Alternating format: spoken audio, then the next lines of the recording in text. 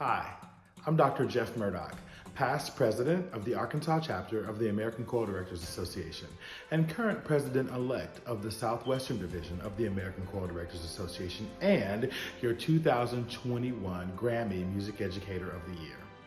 I'm so excited to speak to you today about recruiting and retaining new talent for leadership in the American Choral Directors Association.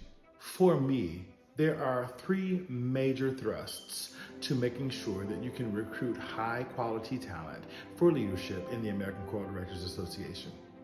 Fortunately for me, I live in a progressive state, a state in which there are teachers and music educators who are willing to share space and share ideas and share leadership roles. These music educators have also been willing to welcome new folks to the state, have also been willing to offer mentorship where needed, and have a passion for mentoring new teachers in the first 5 years of their careers.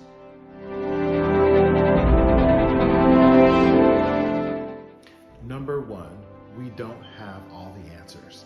I know that that's a really difficult pill to swallow because the things that we do involve our voices. Our voices are such a personal thing.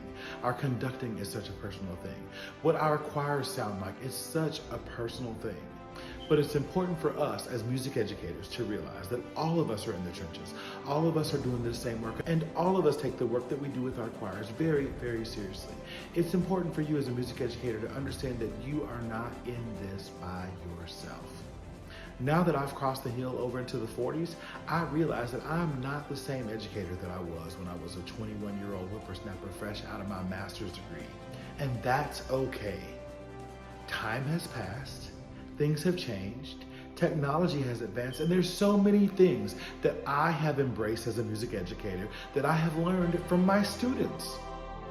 The first step to recruiting new talent is understanding that there are people in your state. There may be new teachers, there may be fresh teachers, there may be teachers in their first 5 or 6 years who know a little bit more about some of the things that we teach than we do. And that's okay, it's fine. Embrace those differences. Learn from those folks who have been placed around you and make yourself better as a music educator.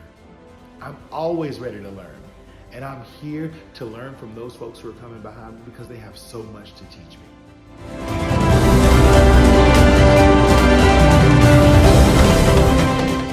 Number two, seek out new talent. As a collegiate music educator, I am so fortunate to be able to go into schools on a regular basis, to work with teachers, to work with students, to work with honor choirs, and to be able to see all of the talent that is in our state. I'm learning so much about folks who are so good at show choir, and folks who do really well with women's choruses, and folks who do so much with contemporary a cappella music. Some of these areas aren't my strengths, but I have learned so much from just traveling the state and seeing the areas of expertise. One of the things that I have learned is that my area of expertise may be different from someone else's area of expertise, and that's okay. It's okay to identify people who have strengths in areas where you are not as strong, because when we all work together, it makes us stronger. This is why we have RNS areas. We have RNS areas for vocal jazz and for ethnic music and for women's choruses and men's choruses. And heck, in Arkansas, we've even created new RNS areas to make sure that we are serving the needs of all of our students, and we are creating spaces for the folks in our state who have varied talents. So, just because someone is young and just because someone's area of expertise is different from yours is no reason to disclude them from leadership.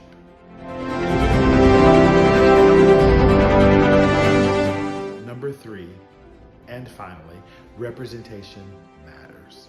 It matters that students see teachers and educators in leadership who look like them. It matters that the folks who stand in front of them who make the rules look like them. It matters that they feel seen, and it matters that they feel heard. It matters that our teachers in our states and in our regions also feel seen and feel heard. And that does not happen if there is no representation across the board. Making sure that you are finding a diverse cadre of musicians and music teachers who can lead your state into the next level. That means being inclusive of your transgender teachers. That means being inclusive of your BIPOC teachers. That means being inclusive of teachers maybe who don't look like you, and making sure that every teacher and every student in your state has an advocate in the field of music education. As you're seeking out leadership, we want to ensure that every person in leadership has no respect of person, has a love for music, and has a passion for education for every student, no matter who they are, no matter where they live, no matter where they're from, no matter who they love, and no matter their socioeconomic status. Until we fill our boards with various ideas and make space for everyone at the table, then we are doing ourselves and our professions an injustice. I can't wait to see you again in the very, very near future when we can all sing again without abandon. Love you.